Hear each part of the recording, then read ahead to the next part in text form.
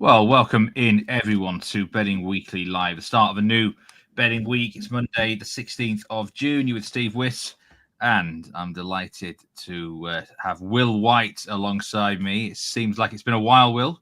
How have you been? Have you enjoying the start of the Club World Cup so far?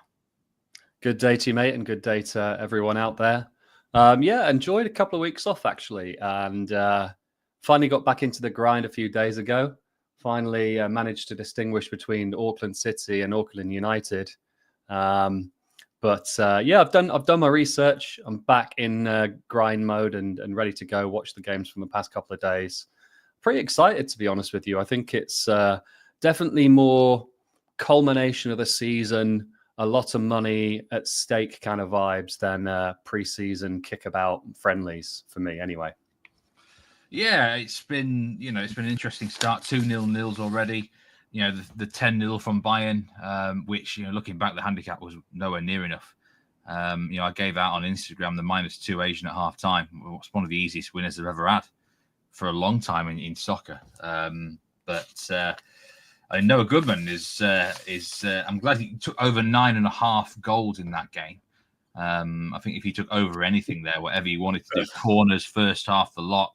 I mean, apart from Harry Kane backers, felt sorry for them. Everyone else seemed to score. But good day to everyone. Villa fan as well. Duncan Evans, Ming Chung, Rick Haley, Daniel Lucani.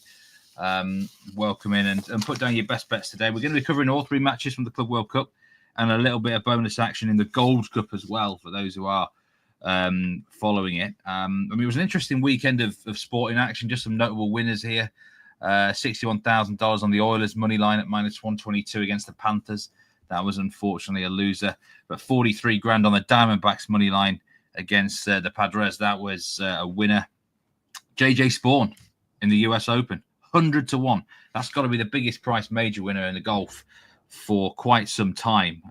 Incredible finish there. Simon Holden gave out Bob McIntyre on the Instagram channel at 90-1 runner up. Yeah, I thought it was going to a playoff. I didn't think Spawn would hold his nerve. But fair play to him, he did. Did anyone manage to get on him at 100-1? He was 90-1 first round leader as well.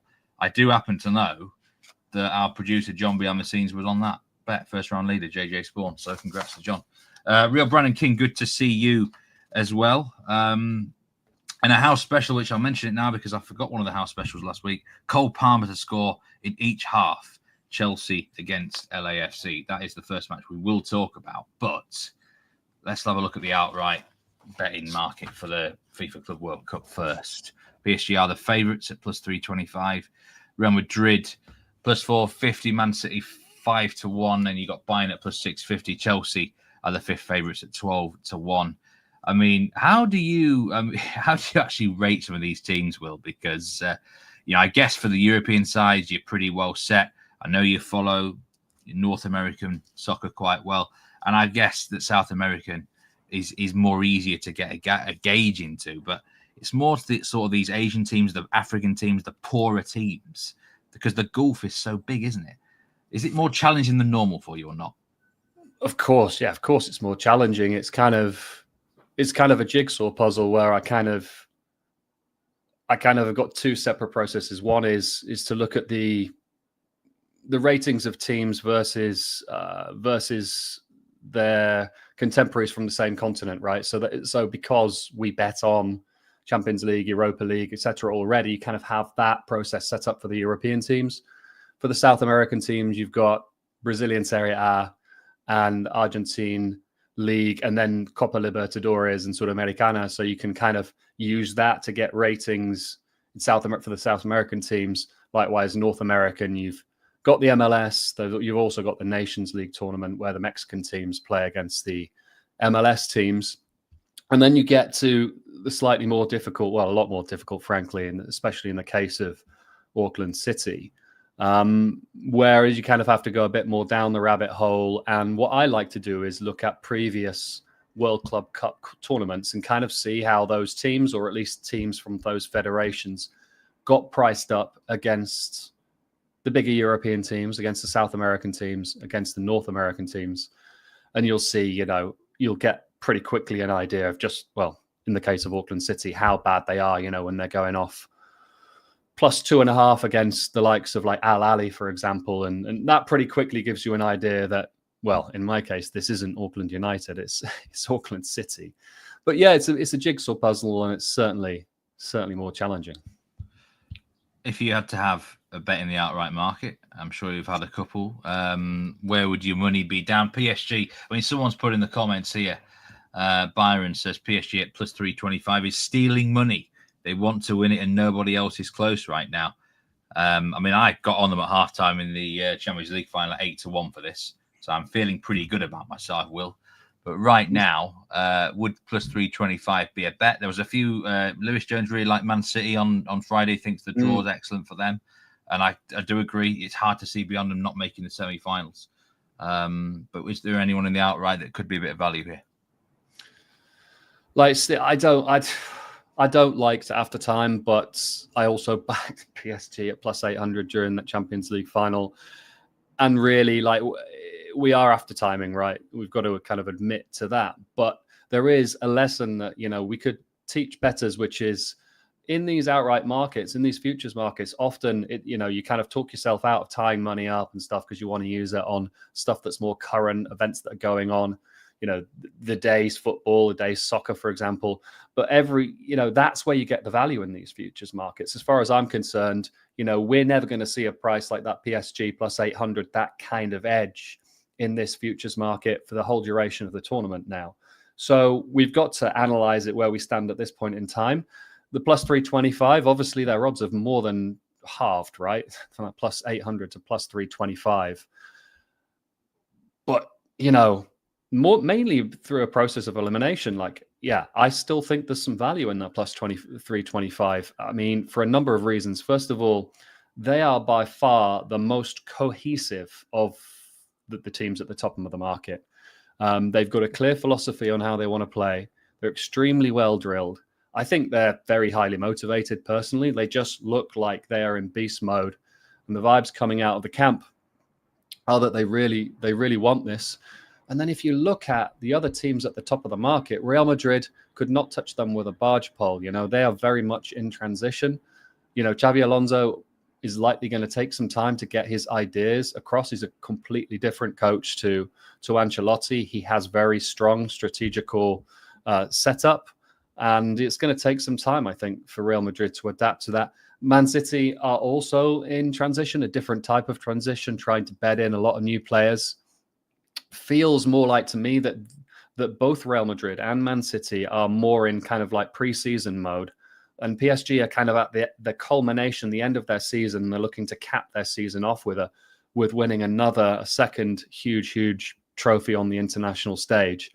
And then two other factors I think massively play into PSG's hands. One is people talk about, kind of heavy legs and long season and et cetera, when it comes to PSG. Luis Enrique rotated that PSG side a lot during the domestic season, more than any other team in across the big European leagues. I think they're coming in with relatively fresh legs, and I think the conditions will also play into their favor. And it's going to be hot. It's going to be really hot, really humid in the US over the summer, and I think that really favors the better teams, the teams that control possession, the teams that don't spend the whole game chasing the ball. They'll likely, now that they've beaten Atleti convincingly, they'll likely be able to rotate in their second or third group stage game. And then there's Bayern. I'm always backing Bayern. My ratings always tell me to back Bayern. They do look a big price here. I don't think they should necessarily be bigger than Real Madrid and City, or significantly bigger as they currently are. But I always get stung by Bayern. They're always value and they never win things. So, for me, I'm sticking with PSG. And of the outsiders, I actually think that Benfica are a little bit too big. Nobody's talked about them at +4,000. It's a big old price. But we've talked to death about the top of the market, and maybe some people out there are interested in having a bit of pizza money on a big priced outsider. Benfica there on the second page, I think they're a better team than the likes of Porto, River, Boca, Al Hilal, Inter Miami, Red Bull Salzburg, LAFC. And I actually think they're better than the three Brazilian teams that are ahead of them in the betting, and the Botafogo, Palmeiras, and Flamengo. So yeah, for me, a little bit of value there on Benfica at plus 4,000. I like them. Sharp money seems to like them in the Champions League. So yeah, there might be a bit of value there. I think Auckland City are 1,000 to 1, or is that 100,000 to 1? They might as well be 1,000,000 to 1 after what we saw yesterday. I'm kind of with you on buying a bit. I can see why you do have buying rated high, because their metrics are always going to be excellent. There's going to be a lot of things in their favour. They've got some damn good players as well. We've always had this doubt about Vincent Kompany, but this maybe could be the sort of tournament where he's a bit more under less pressure. So, yeah, and we know they've got a lot of depth. Just going through some comments here. Absolutely, Villa fans right. I meant to mention Sean Calvert was absolutely brilliant over the weekend. Game better match. 40 to 1 winner and 20 to 1 winner and 40 to 1 runner up. I mean, doesn't get any better than that, does it, in predicting tennis events, Will, and getting the money out there. So big shout out to Sean Calvert, who's at Queen's today. Follow him over there on the Instagram channel.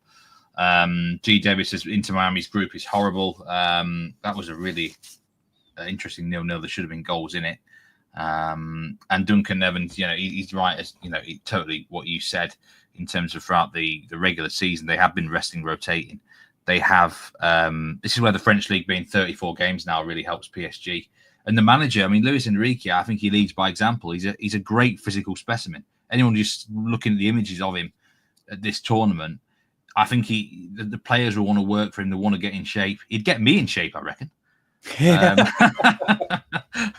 He just feels really, really motivating like that. I think he'd find a way with any player. He is, yeah. He's an absolute class act, isn't he? He's a real inspirational figure, and completely agree.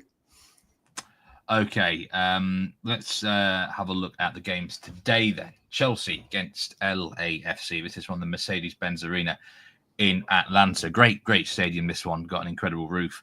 Don't know if the roof will be on or not. I suppose it depends if it's going to rain. I think there was a little bit of rain in the area. Chelsea big favourites, minus 530 to beat this MLS outfit. 14 to 1 on LAFC. The tie plus 650. Over 3.5 goals is minus money, which I'm a little bit disappointed at because I do like the goals in this game. Really do think this could be a bit of a wild one, to be honest with you. And even with that goal line, part of me is tempted to get involved a little bit. I mean, I would imagine Chelsea should win this game. Will LAFC, I've read some of the quotes they've come out with. Dennis Bouanga, one of the top players for them, reckons they can qualify from this group, reckons they can play at the same level as everyone else in the group on their day. Reckons they're going to have a good go and have some fun, Giroud said. I think they are going to give it a go here, LAFC, but it could be to their detriment. Yeah, I think I'm with you. I was disappointed to see the over 3.25 get smashed in this morning. Hard to advise it minus money on the 3.5. Who knows? Maybe it'll come back. I doubt it though, because the MLS is generally speaking an open league. Teams like to attack, and generally speaking, are not so good at defending. And this, on paper, is a bit of a mismatch quality-wise. I think Maresca will go strong for Chelsea here. I think that's when we'll know that Chelsea are taking this seriously when their lineup comes out, and I think it's going to be strong. The market's sniffing that too. Chelsea and the overs being smashed in. And the tournament so far, yes, there have been 2 0-0s, but really both of those games should have seen over 3 goals. I would argue over 3 XG generated in both. How good are LAFC? Well, by MLS standards, very good. I have them rated the best team in MLS. Most people, I guess, would say it's Inter Miami, but Inter Miami have been very, very poor recently, and they were very poor against Al Ahly. I thought Al Ahly were the better team. And then Seattle were pretty good last night, actually, in their loss, I thought. So MLS overall, I'm not particularly high on it, but LAFC for sure are one of the better teams in MLS. And they've got quite a few household names, right? Players that are definitely household names in Europe. 2 World Cup winners in Hugo Lloris and Olivier Giroud. And then the likes of Senis Under, Dennis Bouanga. All of these, though, past their prime.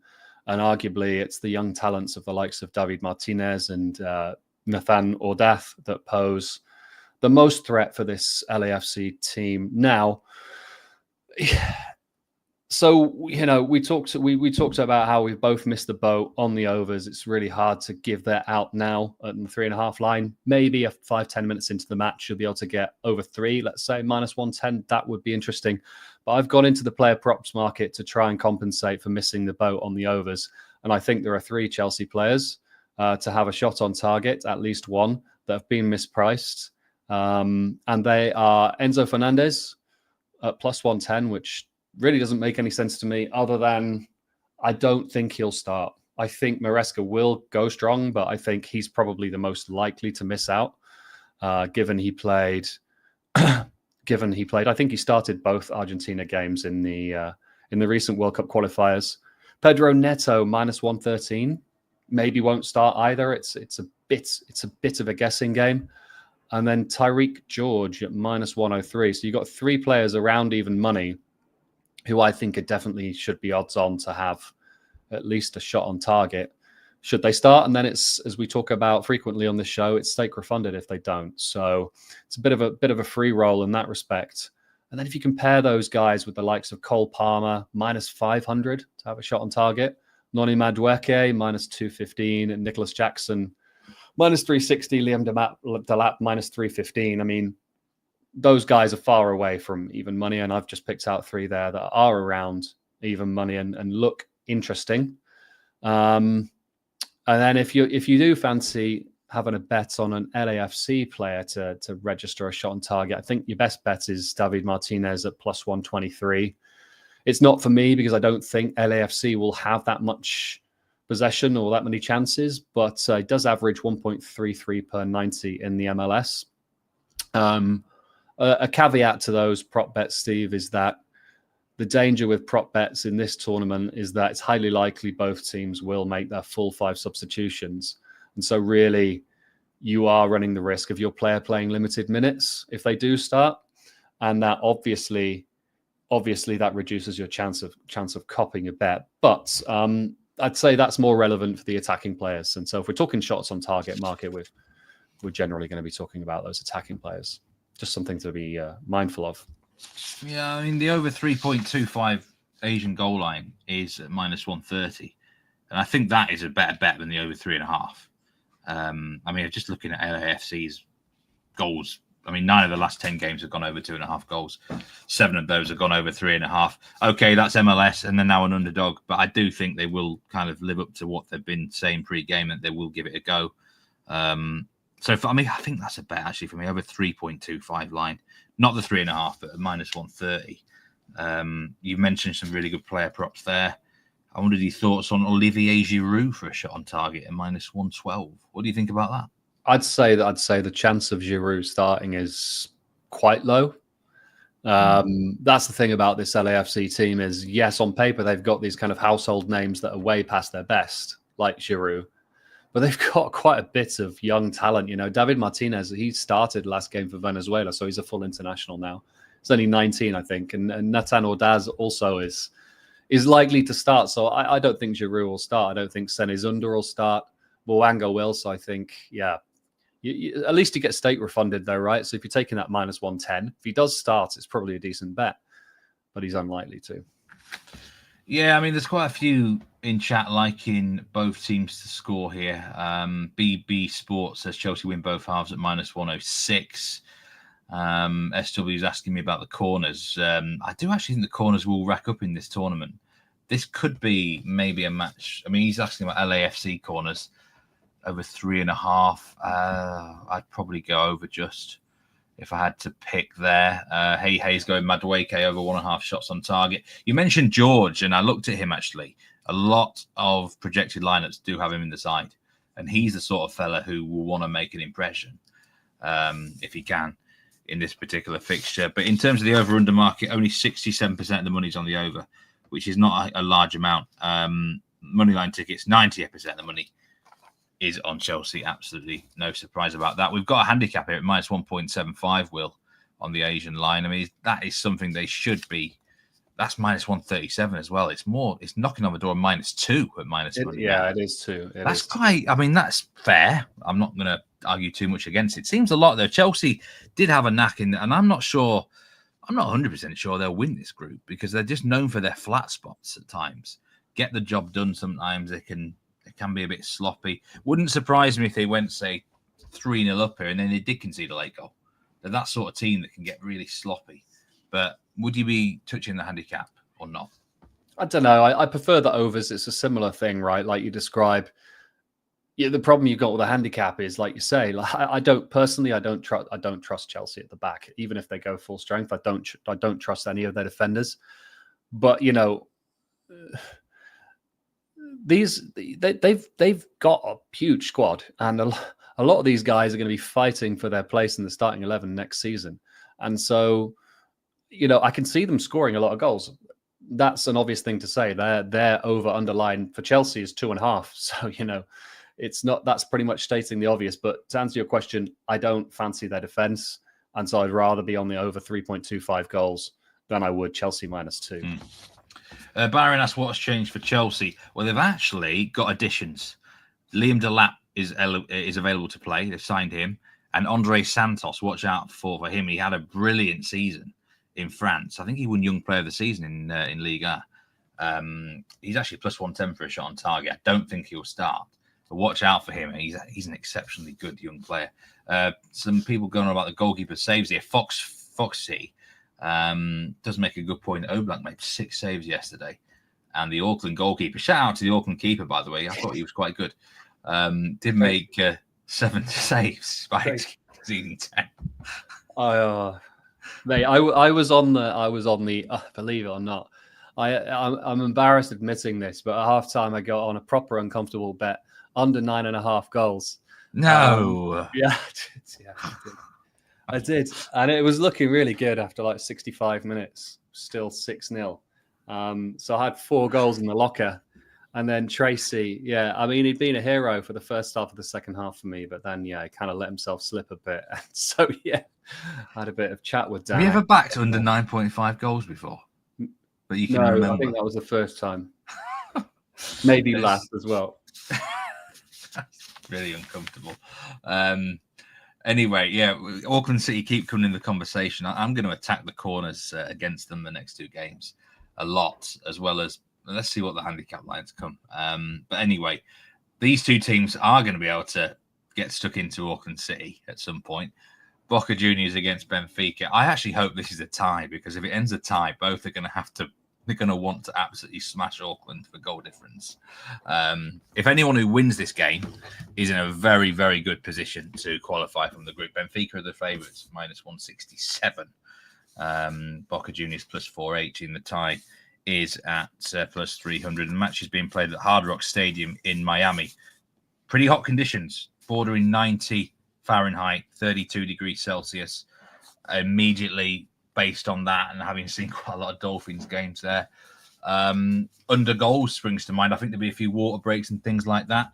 But Boca have got a new manager, and he hasn't even taken charge of a game yet. So there's a lot of question marks about Boca. I mean, we asked Nathan on Friday about them, and he thinks he's more of a negative sort of feeling about them here. But let's see what they do. Benfica are deserving favourites, but I actually thought Benfica might be a little bit longer with the odds here. I'm pretty low on the 2 Argentine teams in this competition as well, but the market sniffed it. Again, like you could have got -130 Benfica on the money line overnight. Actually got them -110 about a week ago. You can't back them though at -167, can you? I think that's,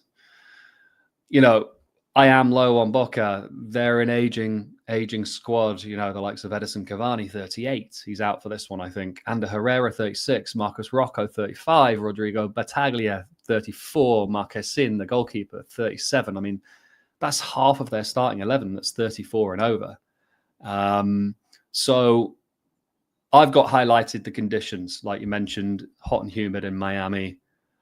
I think the value's gone on Benfica to win the match, but I'm pretty happy to take Benfica to win the second half at +100. It's not up there on the graphic, But if you go into I think it's actually in the halftime market. If you go into the halftime market, I think you can see to win the second half, Benfica about even money. And I can see this Boca squad really tiring in the second half in these tough conditions. Benfica are pretty deep. They've got quite a lot of squad depth. Maybe a little bit of pizza money on the halftime tie, full-time Benfica, plus 330. I'm not sure about the total, Steve. We've got Benfica, in my mind, an overs team, Boca and all Argentine teams, as far as I'm aware, unders teams. Conditions, like you say, might suit the unders. So maybe a small lean on the unders, but yeah, Benfica to win the second half at plus 100, I think, is my bet here. Half-time tie, Benfica full-time is plus 330. You do make a very good point about this aging Boca squad. It's like a bit, it's a bit like I was going to say the because we win 11, but it's in soccer terms, it's a bit like a geriatric home, isn't it? I mean, there's incredible number of. But that said, experience is in there as well. Don't knock experience either. So let's see how they get on. I mean, I did my research into the new manager, Miguel Angel Rosso. 4-2-3-1. It looks like he favours in his last two jobs. So let's see how they get on here. They've actually.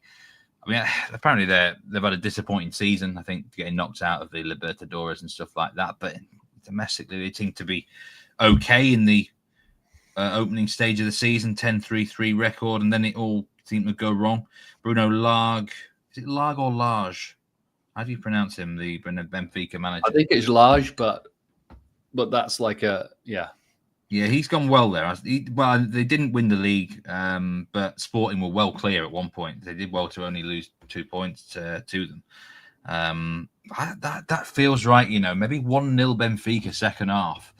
I mean, I like the under goals, under 2.5 goals. It just on the conditions, just knowing that Argentine sides get involved in so many. It's about the lowest scoring major league in the world, isn't it? On average goals over probably the last 10 years. That and the Greek league used to be the two leagues that were banging for unders. And you can get under 2.5 goals at minus 113. So I'm going to nibble on that, definitely. A few mentioning Pavlidis, of course. He was 50-1 for the Golden Boot in this tournament. I'm actually not sure what he is now. I'll try and find out. Obviously, he's going to be able to face Auckland City. Let's see what his price must have come in based on that performance yesterday, but I can't find him in the betting right now. Maybe someone will be able to help me out there. But Pavlidis, anytime goal scorer, will be popular here. Will he's someone that's starting to make a name for himself in Europe. Yeah, big fan of Pavlidis. Big fan of Pavlidis. I'd imagine he's definitely going to be favourite. Anytime goal scorer, he's going to be favourite to have over 1.5 probably. It will be his line shots on target. But yeah, that unders, you've piqued my interest. I think the thing for me when it comes to Benfica is that, do you remember those two Barca games in the Champions League? The 4-4 in the group stage. I mean, I can't remember whether it's a group stage or not, but like the 4-4 but that's more Barca, isn't it, than Benfica? Maybe I'm wrong. Maybe Benfica are not so much kind of an overs team, and that, like you say, that Argentine. Yeah, I wouldn't want to be backing overs here. Put it that way. It takes two to tango, and I think Barcelona are so good at sucking anyone into a shootout, but Boca won't want that here. So it might be more dictated on their terms.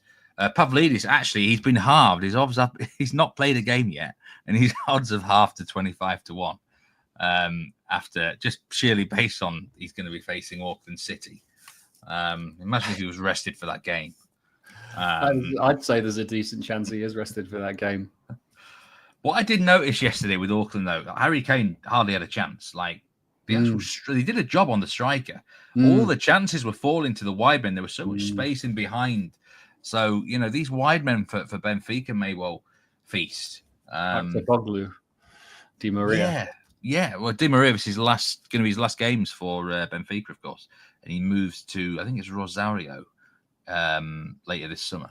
So he could be someone worth look. Were there any player props for this game? Yeah. Well, not. Yes, of course. Those two actually. Artikoglu minus 150 to have over 0.5 shots on target. I mean, that to me is standout. And then Di Maria, I've got a fancy for Di Maria. I know he's getting on a bit. He'll probably go off after 60 minutes if he does start. But he's minus 120 to have a shot on target. And he averages 1.14 per 90 over his career. He's projected to start. And this is the kind of world stage where Angel Di Maria thrives. So, yeah, those are my two. Kerem Aktürkoğlu and Angel Di Maria. Both not that kind of much juice, below even money. And those would be my two for sure. But like with the caveat of this could be an unders game, so just go easy on the player props. Yeah, Di Maria certainly is getting on a bit, but he's a player I've always rated. He's got a bit of quality about him, and I think he will be fired up in this tournament. The amount of old players on this field in this match is incredible. The average ages will be very interesting at the starting 11. You know what would be interesting is where is Angel Di Maria from in Argentina, and who does he support? Because there might be a case that there's even more fuel to his fire, and kind of Boca, he's a River Plate fan or something. Or he's going back to Rosario, isn't he? Okay. I think that's where he started his career. Yeah. Big rival of the team that Bielsa managed, Rosario Central. Newell's Old Boys and Rosario have a massive rivalry, I do believe. They absolutely hate each other, like as in genuinely. So I don't know if Rosario have a rivalry with Boca.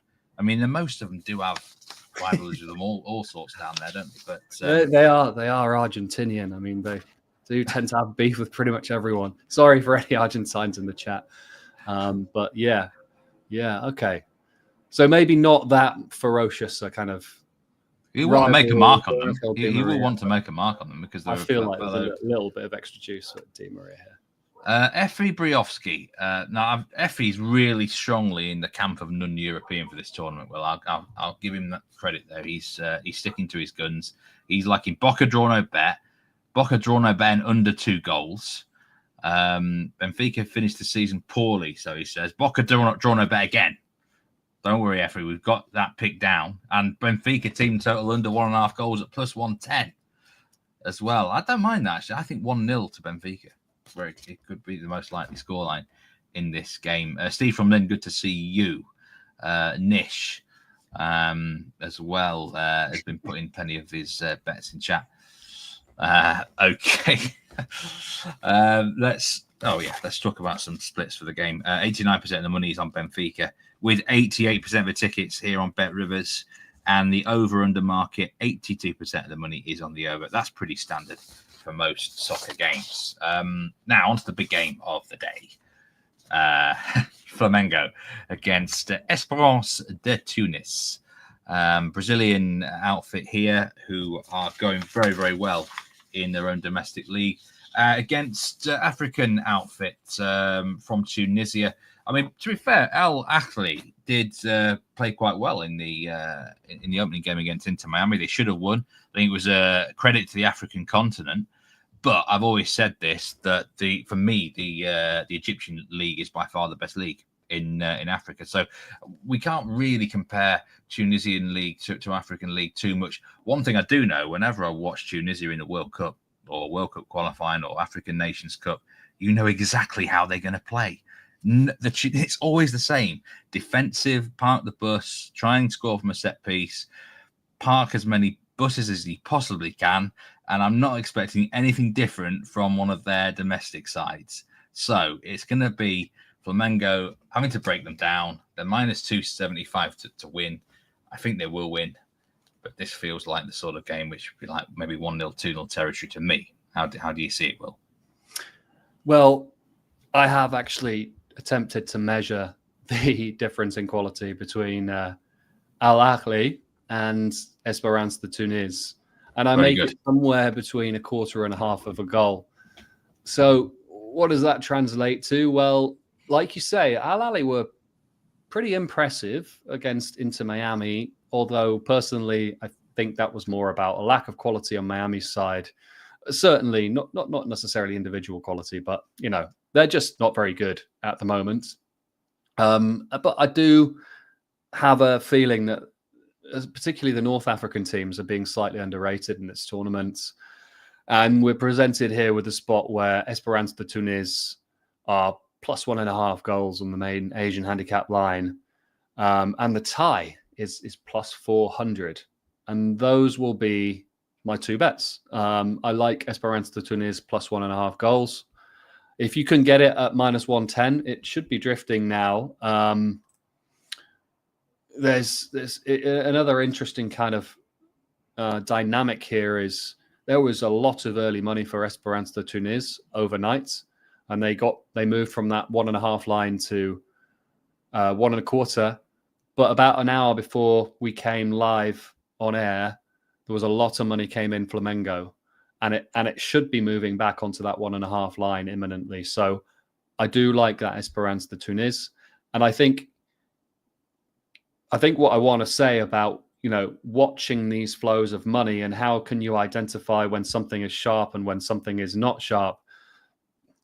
Generally speaking, when you've got a big favorite like this, if big money comes for the favorite, in this case Flamengo, it can either be recreational money or it can be sharp money moving that line. Because generally speaking, recreational punters, they like to bet the favorite, they like to back the overs, they like to back the kind of the easier to envisage outcome, let's say. But if big money comes for an underdog on the Asian handicap line or for unders, generally that is pretty much guaranteed to be sharp money, and you want to take notice. So I feel like that's another thing on my side with all of the things I do not know about Esperance Tunis. I feel like somebody out there with a lot of manpower, a lot of data, a lot of very good statistical modeling knows that Esperance Tunis are better than the market expects them to be. So I like Esperance Tunis here, but you need to get the right price. And I think the minus 130 at Bet Rivers currently on the plus 1.5. If that continues to drift and we get minus 120 or minus 110, then I'm very interested in that.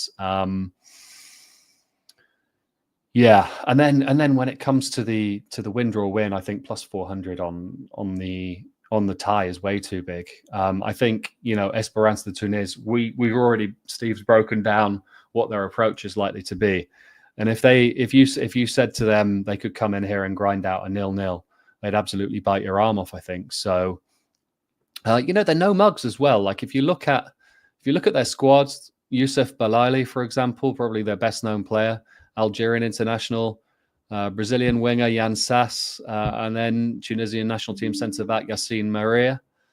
They're capable, they're no mugs, and I don't think it's going to be a walkover for Flamengo here, who, by my ratings, are the best team in Brazil. Currently, they're top of Serie A. So they're a very, very good outfit, but the market knows that. So, yeah, in a nutshell, under 2.75 and Tunis plus 1.5. That was a great breakdown, actually. I really enjoyed how you were comparing Al Ahly there to Esperance. And Flamengo, we talked about them on Friday. Nathan Joyce, our new South American soccer handicap, also agrees there that they're the best team in the Brazil. So that's where I think ultimately, for me, if they are that good, they would find a way to beat Esperance. But under 2.5 goals again here for me. Minus 113. I'm really surprised here. The 0-0 detector is interested here because we know how Esperance Tunis are going to play, and I've seen Tunisia grind out 0-0s when no one expected them to and get battered in World Cups and things like that, or only lose 1-0. And there'll be time wasting. There'll be all sorts of skullduggery going on out there. There'll be players rolling around. This is a night game, by the way. This is at is it 9 p.m. Eastern, I think, this game. It's from Philadelphia. So it's a bit of a shame it's not in the heat of the day, actually. But I think it'll be stop-start a lot, and that's never good for flow of goals, is it? I'd be willing to put money on it being a hell of an atmosphere as well. I know that the South American fans have turned up. And also, I believe Al Ahly were kind of more like the home team in the Inter Miami match. So it seems like the North African fans have also shown up. So I can imagine it being a hell of an atmosphere. 9 p.m. at the night, a few beers. Yeah, be good to watch that. Hopefully I'll still be awake at 2 a.m. in the morning UK time. Byron's going to the game. Apparently he's going to be on the pitch as a FIFA volunteer. Have a great time, Byron. Wow. Yeah, that's a really interesting one. Enjoy the game. Is he having a bet then, or is he going to avoid it because of his own personal involvement?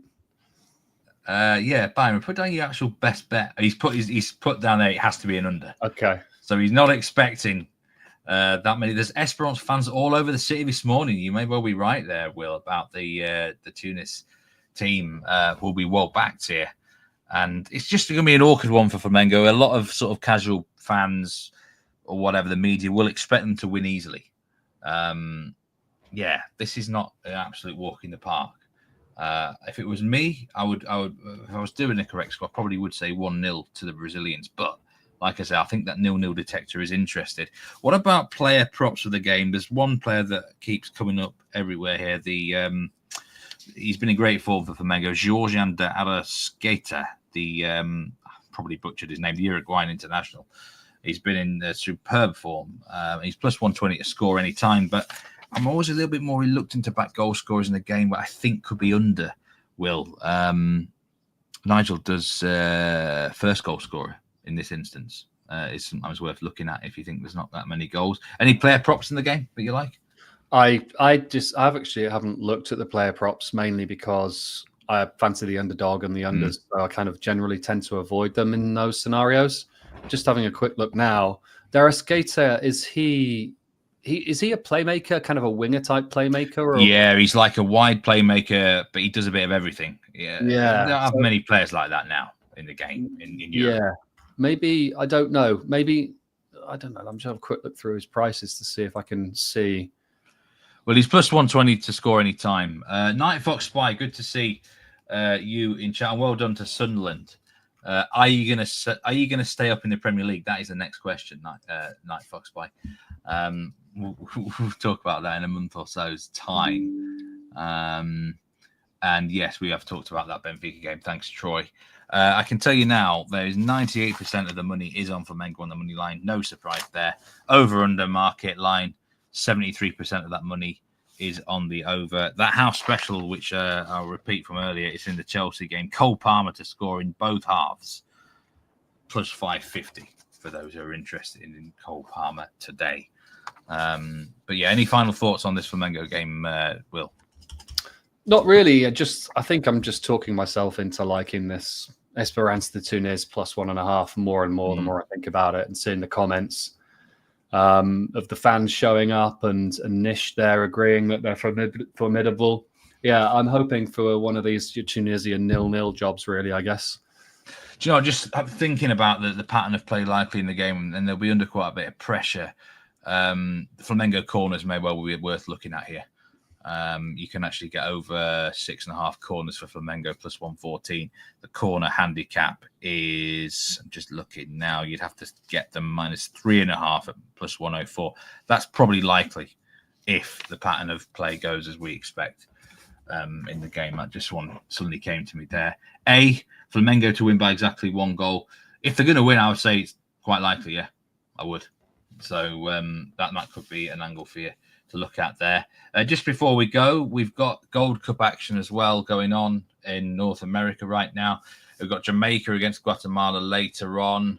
Jamaica managed by Steve McLaren, of course. I had a good look at the Panama Guadeloupe game today, and it's amazing what you dig when you research, Will. It really is. Panama, of course, reached the final last year of the tournament against Mexico. And, they were very unlucky to lose out there. They're minus 265 favourites. Apparently, they've got a big priority, though, on qualifying for the World Cup. And this tournament isn't at the top of their list. So immediately, I mean, for Guadeloupe, this is more like their World Cup sort of final. You know, the 3 matches they're involved in. They're expected to come with a very pragmatic approach and parking as many double-decker buses as they can. And if they can hold out then well done to them. But immediately again, God, I'm like a revolving record today, aren't I? But I like unders again, Will. Under 2.5 goals here at -121. Panama are not known for goal scoring prowess. Their best player didn't even include him in the squad for this tournament. They're missing 2 attackers to injury. So I don't think the goals are going to flow here at all. Most likely outcome probably 1-0 Panama. Maybe even Guadeloupe could hold out for a 0-0 draw. So I'm not expecting too many goals in this one. Myself, Jamaica, Guatemala, Steve McLaren. I can't believe that, can you? But he's in charge of Jamaica right now. He hopes to take him to the World Cup. I mean, the Gold Cup, is that something up your street, Will? Or are you going to be focusing on the Club World Cup? Originally, it wasn't. But when you probed me offline a few hours before we came live, I went down the rabbit hole, and like you say, it's amazing what a bit of research will uncover. I thought initially that Panama game, I thought this will be a good old-fashioned Panama Gold Cup unders, but then I remembered it's not 2019 anymore, Steve, where their unders were getting priced up at under 1.75 goals per game. And so I started to look into the 2021, 2023 Gold Cups. Panama saw 15 goals in their 3 games at the 2021 Gold Cup. And 5 of their 6 games in 2023 went over 2.5 as well. So, I don't know much about Guadeloupe. It seems like they're defensively pretty solid. And I guess that will be their game plan, like you say, as many double-decker buses as possible. But all things considered, I've said a lot of words, but frankly, I've got no idea, so I'll be leaving it. I've got a little opinion on the Jamaica game. Byron says Jamaica moneyline is the best bet of the month. I mean, those are strong words here. Apparently, the Reggae Boys did smash Guatemala last week in World Cup qualifying. Same side to the Gold Cup. I mean, I did look at that. It looked like a fair price to me. I guess maybe, look, Steve McLaren just always brings me memories that I don't really want in international football. So, but maybe my bias is a little bit wrong there. What do you think about the Jamaica game? It's an interesting game, isn't it? Like you say, they played last Wednesday, and the line on that. So they played in Jamaica, so home field advantage for Jamaica, which they won't have here. They were -1/4 that day, and they won 3-0. And the market has proceeded to move half a goal to -3/4 with no home advantage. So the market is definitely you could argue the market is factoring in the recent 3-0 too much. But then if you go and you have a look through this Jamaica squad, it's hard to oppose them with a quality, the likes of Leon Bailey and Amari Gray. I mean, these are like, Leon Bailey is an Aston Villa player, right? Yes, he doesn't start very much, but he, at the end of the day, is an Aston Villa player, and they've got lots of Championship, lower league, English-based players in their squad. I guess it's a question of, can Steve McLaren get them to gel and get them up for this? I can imagine, I don't know much about Guatemala, but generally speaking, those Central American teams are gritty, pretty strong defensively, are hard to break down. I wouldn't go as far as saying it's better the month. I think maybe the -1/4 at home last week was better the month. It's hard to back the -3/4 here, given that. But yeah, it's got to be Jamaica or nothing, right? That -1/4 really looks a silly price. Looking back, I mean, someone's got that wrong, massively wrong. But yeah, -130 on Jamaica. They do look like the better team. Both of these matches will be played at the Dignity Health Sports Park, which is in LA. So back-to-back games at this venue. Anyone here in chat going to watch either of those games? I feel like this is the sort of summer where we might get quite a lot of people in chat watching these fixtures. But best of luck, whatever you are taking today. What is your top bet of the top pick of the day from you, Will? It's some form of overs in that Chelsea game. Yeah, let's just go with the over 3.25. I'm hoping for better price than the -130, but we might not see it. Yeah, I have to agree with you. For me, that is the best bet of the day as well. Over 3.25 goals Chelsea against LA. And like I said, best of luck for everyone, whatever they are taking. Thanks who joined live or on demand. And remember, there's more to come on this channel today. Betting Weekly Tennis Live. We've got Mitch Michaels with Dustin Fox, and Betting Weekly Hardball and Betting Weekly Fast Break. Doug Kazarian will be involved later on. So the action continues all the way through. And of course, on Betting Weekly Live, we'll be full coverage of this Club World Cup throughout the next few weeks. But Will, it was great to have you back. I think we've got a few more of these, me and you, throughout the Club World Cup. So we're going to be picking your brains. And so that was a really interesting breakdown on the ratings there with the African team. So appreciate that, Will. Cheers, mate. All the best, and let's cash some tickets. Absolutely. Remember to gamble responsibly. I'll see you tomorrow on Betting Weekly Live. Take care, y'all.